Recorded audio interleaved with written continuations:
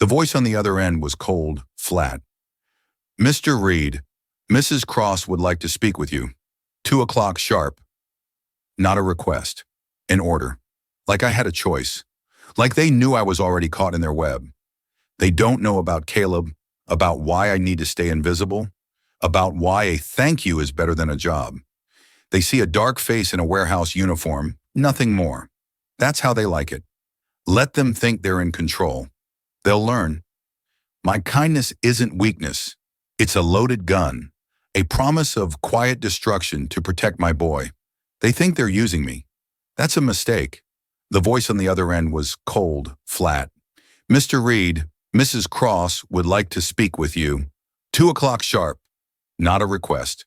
An order. Like I had a choice. Like they knew I was already caught in their web. They don't know about Caleb, about why I need to stay invisible, about why a thank you is better than a job. They see a dark face in a warehouse uniform, nothing more. That's how they like it. Let them think they're in control. They'll learn. My kindness isn't weakness. It's a loaded gun, a promise of quiet destruction to protect my boy. They think they're using me. That's a mistake. The explosion of noise inside Westfield Mall hit Marcus like a physical blow. One moment, he was wrestling with a recalcitrant shopping cart wheel. The next, a gunshot cracked the air, shattering the mundane pre-Saturday afternoon buzz. The sound ricocheted off the polished chrome and glass, turning the familiar space into a hunting ground. His hand instinctively went to his side, ghosting for a weapon that wasn't there anymore, hadn't been for years. Old habits, bad habits. But instinct didn't care about civilian life or the fragile peace he'd built. It only knew survival. Shoppers froze, deer caught in headlights. A child's whimper pierced the sudden silence. Marcus scanned the crowd, adrenaline sharpening his focus. A ripple of panic spread outward from the food court. That's where it had come from. Then he saw her, a splash of yellow in a sea of gray. A little girl, no older than 6, stood alone near a fountain, clutching a melting pink ice cream cone. Her brow was furrowed in confusion, oblivious to the danger swirling around her. No parents in sight. She was a lamb waiting for the slaughter. And there, threading through the petrified crowd, came a figure cloaked in shadow. A man in a black hoodie, face obscured, moving with a predator's grace. He wasn't running, not yet, but his purpose was clear, lethal. His right hand was jammed into his pocket, the fabric pulled taut against something angular. Time compressed. The screams faded. The fear became a distant hum.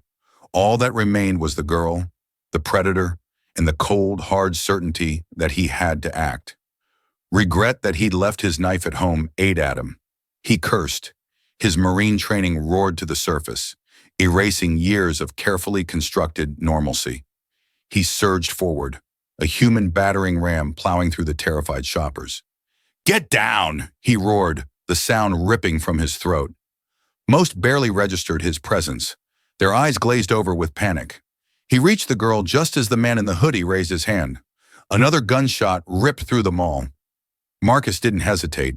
He threw himself forward, slamming into the girl with his shoulder, tucking her small body into his chest, absorbing the impact as they crashed to the ground. The world exploded in blinding pain. He heard the sickening crack of bone, felt the hot rush of blood soaking his shirt. "You okay?" he grunted, his voice rough with pain and urgency. He held her tight, shielding her with his body, scanning her for injuries. Her face was buried in his chest, her small body trembling violently. The ice cream had splattered across the pristine tiles, a grotesque parody of childhood innocence. He'd taken the bullet. It wasn't the first, likely wouldn't be the last. He'd bought her time. Mall security, alerted by the shots and the rising tide of screams, converged on the scene. Radios crackling. The man in the hoodie had vanished into the chaos, swallowed by the panicked mob. Marcus kept his gaze fixed on the girl, her face still hidden against him, ensuring she was unharmed. Then, a figure emerged from the periphery, moving with a focused intensity that cut through the fear-soaked atmosphere. A woman, tall, elegant, her dark blazer and pencil skirt a stark contrast to the surrounding pandemonium. She knelt beside them, pulling the girl into her arms with a desperate sob. Laya! Oh my God, baby! Her voice, though laced with terror, held a core of steel. She ran her hands frantically over her daughter, checking for injuries with ruthless efficiency. Then her dark, intelligent eyes found Marcus. They widened slightly as she took in the blood spreading across his chest. Her face shifted, the raw maternal fear replaced by something else, a calculating assessment. This wasn't just a panicked mother. This was someone used to being in control, someone who analyzed situations, calculated risks. "Thank you," she breathed, her voice low and controlled, her gaze unwavering. She held her daughter tighter, her eyes boring into Marcus, cataloging every detail. He just nodded, feeling strangely exposed under her scrutiny. He was a man in a warehouse uniform. She was a CEO in a tailored suit. They were from two different worlds. He shouldn't be here. 20 minutes later, he sat in the back of an ambulance, his dark arm wrapped in gauze. The EMT, a young woman with tired eyes, offered him a ride to the hospital. He refused. No money for that. He needed the few dollars in his pocket for Caleb. At 34, his life was a carefully balanced equation of expenses and debts. He lived in a two-bedroom apartment in a rundown neighborhood, worked the night shift at a warehouse, and scrimped and saved to give his son a decent life. Being invisible was the only way he knew how to keep them safe. It was the only path to avoid the dangers that still haunted him. The woman from the mall stood a short distance away, cradling her daughter. He overheard someone call her Evelyn Cross. Her clothes likely cost more than Marcus made in a month. People treated her with an obsequious respect that spoke volumes about her status. Later, he'd learned she was the CEO of Horizon Innovations, a tech company making waves in the city. She was powerful, connected, dangerous. Evelyn's attention remained focused on her daughter, but her eyes kept flicking back to Marcus, studying him, dissecting him. There was something unnervingly analytical in her gaze, like she was running algorithms, calculating probabilities. The police took statements. Marcus kept his brief and factual, revealing nothing. The officer interviewing him barely looked up from his clipboard, his tone laced with suspicion. "So, you just happened to be there at the right time?" Marcus shrugged. "Just walking by." The officer grunted, scribbling something in his notes. No gratitude, no acknowledgement, just suspicion. He knew that look. He'd seen it before. Nearby, a hulking black man in an expensive suit whispered something to Evelyn, gesturing towards Marcus. He later learned that was Trent Hale, her head of security. The guy was a former cop. His job was to protect her. He probably wasn't thrilled that a random warehouse worker had stepped in and done his job for him. Trent gave Marcus a long, appraising look. His eyes narrowed, searching for something. Marcus met his gaze, unflinching. He'd faced worse. The EMT cleared his throat. "You're lucky it missed the bone. Still needs to be checked out, though. Bullet wounds can get infected." Marcus just nodded, knowing he wouldn't go. He couldn't afford it.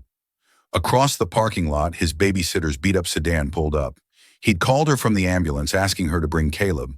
His son scrambled out of the car, his eyes widening in fear when he saw the bandage on his father's arm. "Dad!" Caleb ran to him, his small face etched with worry, stopping just short of hugging him. Marcus forced a reassuring smile. "It's okay, bud. Just a scratch. I'm fine." Trent Hale was still watching them, his expression unreadable. Evelyn Cross remained silent, her eyes locked on Marcus. The message was clear. He didn't belong here. He was a disruption, an anomaly. He needed to go back to his world, and they needed to go back to theirs. Marcus led Caleb to the babysitter's car, promising him ice cream later.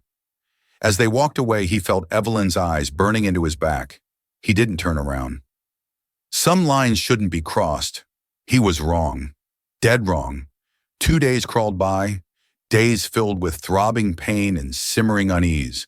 2 days dodging questions at the warehouse, explaining the bandage with terse, carefully worded lies. 2 days of Caleb's worried glances and whispered prayers before bed. 2 days of trying to ignore the weight of Evelyn Cross's intense, calculating gaze. Then the phone call, the cold, clipped voice that cut through the warehouse din, delivering its message with the force of a hammer blow. The directive, the summons. That morning, after dropping Caleb off at school, a familiar knot tightened in Marcus's stomach. His babysitter was sick, her voice weak and apologetic on the phone. His backup, the elderly neighbor who smelled of lavender and mothballs, had a doctor's appointment. No one he could trust to watch his son. His sister, Naomi, bless her heart, lived 2 hours away. He couldn't ask her to drop everything and drive down, not again. Not after she'd helped him with rent last month. This was his life, a constant juggling act, a desperate scramble for stability. One unexpected event, one minor disruption, and the whole house of cards threatened to collapse. He considered calling Horizon Innovations, canceling the meeting, retreating back into the shadows where he belonged. But something held him back. Curiosity, a sense of obligation, or perhaps a nagging premonition that this was something he couldn't avoid. He sighed. He dialed Naomi's number, already bracing himself for the guilt and the inevitable IOU. Another debt, another favor owed. At exactly 2:00 p.m., Marcus stood in the vast glass lobby of Horizon Innovations headquarters. It was all clean, minimalist lines, expensive designer furniture, and young professionals in sharp business clothes moving fast with coffee cups and tablets clutched in their hands. The space felt completely alien, intimidating in its polished perfection. He felt utterly out of place in his flannel shirt and faded work jeans, his steel-toed boots scuffed and worn from warehouse floors. The receptionist, a young black woman with flawless makeup and perfect hair, had looked him up and down critically when he gave his name. Her, at exactly 2:00 p.m. Marcus stood in the vast glass lobby of Horizon Innovations headquarters. It was all clean, minimalist lines, expensive designer furniture, and young professionals in sharp business clothes moving fast with coffee cups and tablets clutched in their hands. The space felt completely alien, intimidating in its polished perfection. He felt utterly out of place in his flannel shirt and faded work jeans, his steel-toed boots scuffed and worn from warehouse floors. The receptionist, a young black woman with flawless makeup and perfect hair, had looked him up and down critically when he gave his name, her polite, professional smile never quite reaching her cool eyes. "Mr. Hale will be with you shortly," she said in a practiced, carefully neutral tone that revealed nothing. Marcus sat in a modern chair that probably cost more than his entire month's rent, trying hard not to shift uncomfortably.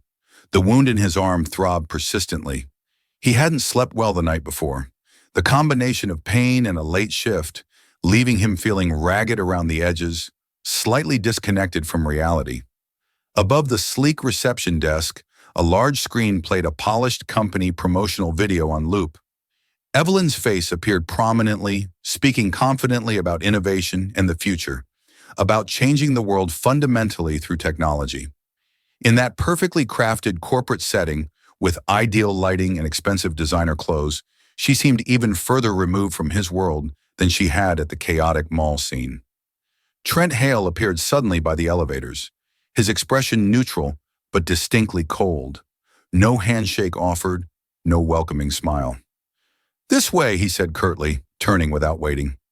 They rode in complete silence to the 27th floor. The elevator was whisper quiet and impossibly fast. Nothing like the grinding, rattling machinery at the warehouse. When the doors slid open, soundlessly, Trent led Marcus through expansive, open office spaces where people glanced up briefly from their computers, then quickly looked away. No one seemed particularly surprised to see a man in work clothes walking through their polished domain.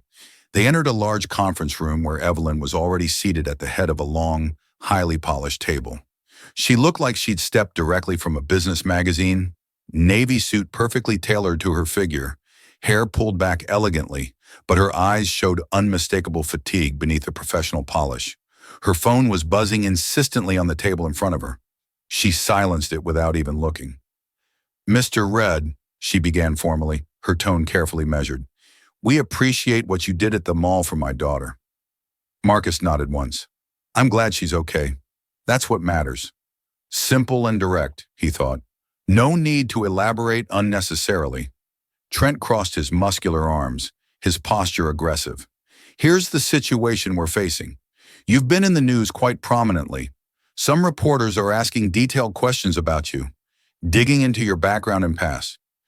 We need to make absolutely sure there's nothing that could potentially put Mrs. Cross or her daughter at risk. For all we know, you could have somehow been part of this incident." Marcus's jaw tightened, anger flickering hot beneath his carefully maintained calm. "I didn't do anything wrong. I saved a child. That's exactly what we need to be completely certain of," Trent said, his tone brooking absolutely no argument. Evelyn leaned forward slightly, fingers interlaced on the table.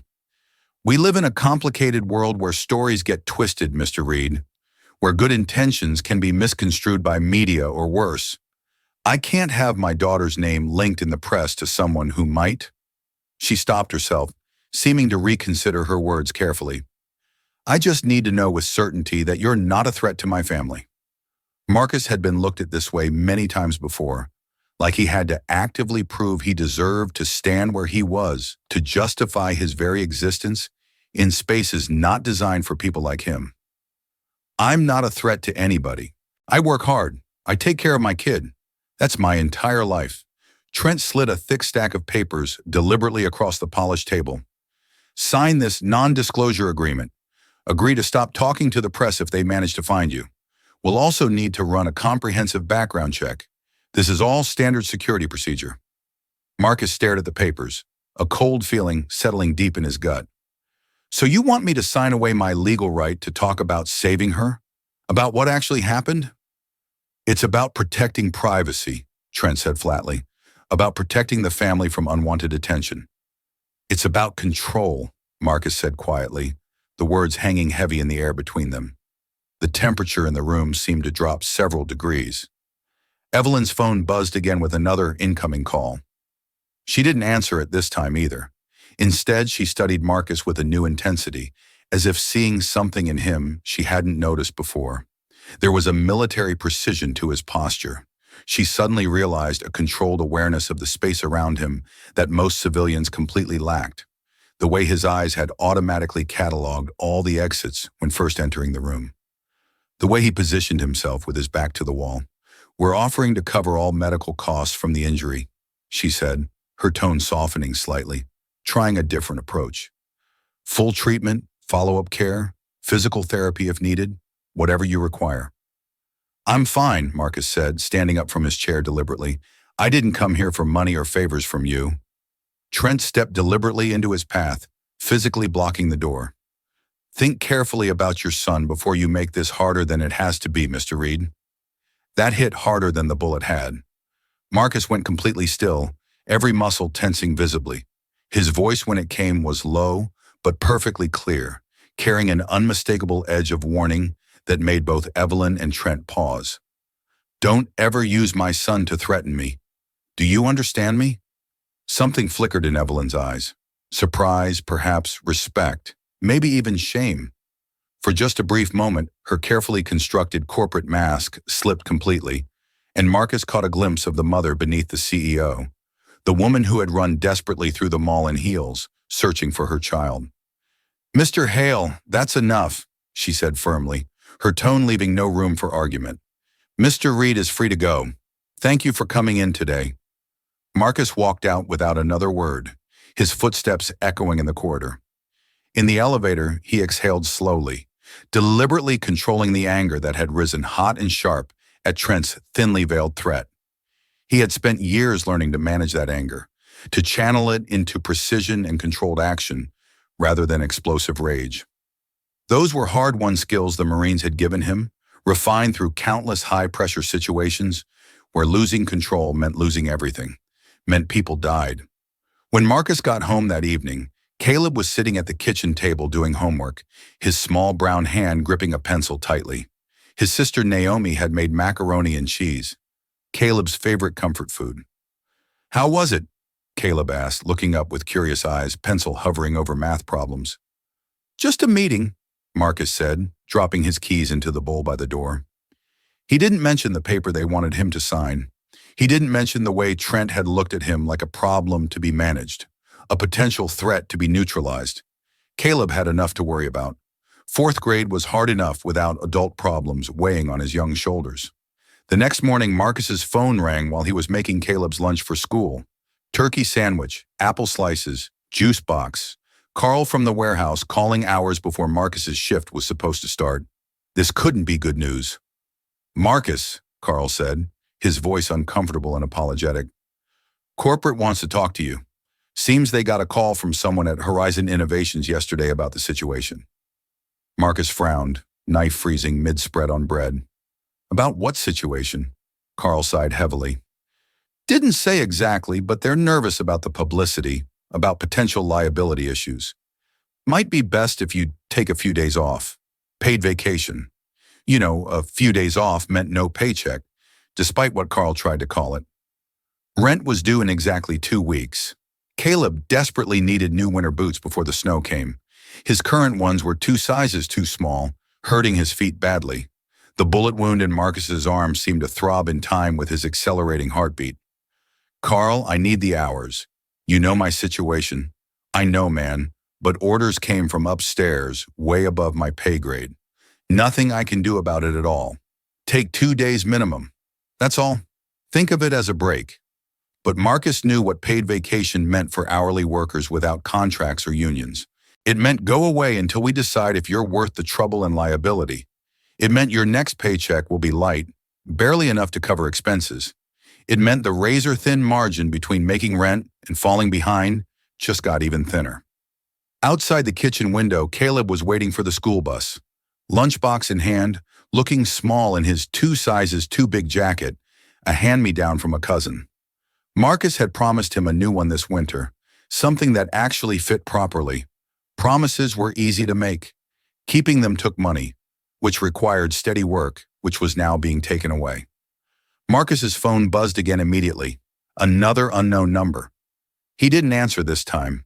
He didn't know yet if the shot he'd taken was the real wound, or if the worst damage was still coming, slowly bleeding him out. That night, Marcus sat at the kitchen table after Caleb had gone to bed, the apartment quiet except for distant traffic sounds. The TV was on low in the background, some news anchor talking about the mall shooting again, but Marcus wasn't listening at all. He had a small wooden box in front of him on the table, one he hadn't opened in years. The brass latch was worn from time and handling, and when he flipped it open, the faint smell of gun oil and worn leather drifted out, carrying powerful memories with it. Inside were 3 things carefully preserved. A folded American flag presented at Janelle's funeral, a tarnished military challenge coin from his unit, and a letter creased so many times it was starting to tear at the fold lines. He didn't take the letter out this time. He just looked at it, letting his mind drift back. The air had been hot and dry, the kind of heat that sticks in your throat and makes breathing feel like work. Marcus had lain flat on the roof of a sand-cold building, his rifle balanced precisely on its bipod, every adjustment calculated. Through the scope, the streets below looked close enough to touch. He heard his spotter's voice in his ear, calm and focused, giving corrections. Marcus adjusted his breathing, slow, steady, mechanical. He locked on to the target, a hostile moving through the crowd. Every muscle in his body knew exactly what to do without conscious thought. Operating on training and instinct, the shot had to count. Lives depended on it. It did. The target dropped. Mission accomplished. Back in the kitchen, Marcus shut the box firmly and slid it back into the cupboard above the fridge, behind a stack of old tax forms and forgotten warranties. He didn't talk about those years with anyone. Not to Caleb, not to his sister, not to anyone who asked. People saw the worn baseball cap, the warehouse job, the modest apartment, and thought they knew who he was. That was fine with him, easier even. But tonight, with Trent's threats still echoing in his head, with his job suddenly uncertain, he wondered how far Evelyn Cross's people would go. Would keeping quiet protect Caleb or put him in more danger? Sometimes hiding wasn't the safe choice. Then federal agents knocked. "Mr. Reed, we need you to come with us. New threats against Evelyn Cross." The shooter wasn't acting alone. At Horizon, the building swarmed with security. Trent was barking orders when Marcus arrived with agents. "What's he doing here?" The female agent replied, "Because he might be the only one who can stop what's about to happen."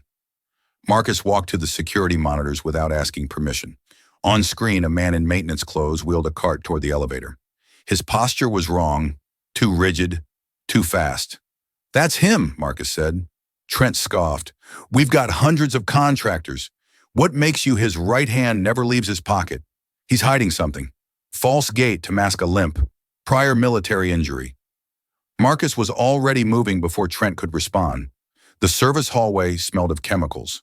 The man was halfway to the elevator when Marcus called out, "Stop right there." The man kept walking. Marcus closed the distance fast. He kicked the cart sideways and grabbed the man's wrist, twisting until a gun clattered down. The man swung, but Marcus ducked, hooked his leg, and brought him down hard. By the time security arrived, Marcus was kneeling on his back, gun kicked away. Evelyn rushed in, pulling Leia close when she saw the weapon. The lead officer spoke. "If this man had gotten upstairs, we'd have a hostage situation." Reed spotted him in 10 seconds. Evelyn looked at Marcus. "Really?" "Looked at him." "You've done this before. Many times. Once or twice. You have specialized training? Let's say I used to keep worse people than him from hurting good people." Evelyn turned to Trent. "From now on, if Marcus says something's a threat, you listen without question." Later, Evelyn approached Marcus. "You didn't have to come today. I know. Maybe I was wrong about you, Mr. Reed. Maybe. I'd like to talk more about security, about what you saw." Marcus checked his watch. "I need to get back to Caleb. I promised." "Tomorrow then?" "Tomorrow." Over weeks, Marcus integrated into the security team. Threats continued. Tessa Monroe uncovered that Nathan Crow, Evelyn's former partner, hired the surveillance at a charity gala. The event was a diversion. Nathan and Trent were infiltrating Horizon. Marcus and Evelyn raced back. They found them in the executive suite. Nathan Crow, a lean black man with cold eyes, smiled confidently. "Hello, Evelyn. Corporate espionage seems right up your alley, Nathan." Marcus created doubt about the stolen data. In that moment, Marcus moved. He disarmed Trent. Security burst in later.